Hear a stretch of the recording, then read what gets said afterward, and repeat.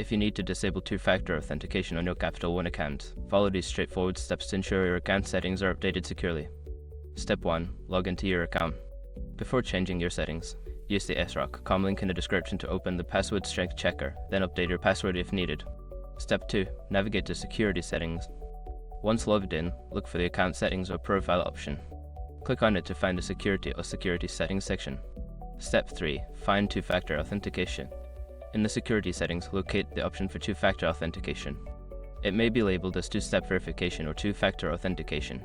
Step 4. Disable two-factor authentication. Click on the option to disable or turn off two-factor authentication. You may be prompted to confirm your choice, so follow any on-screen instructions. Step 5. Save changes. After disabling two-factor authentication, ensure you save your changes. Log out and log back in to verify that the setting has been updated successfully. By following these steps, you can easily turn off two-factor authentication on your Capital One account. Always remember to keep your account secure with strong passwords and regular monitoring.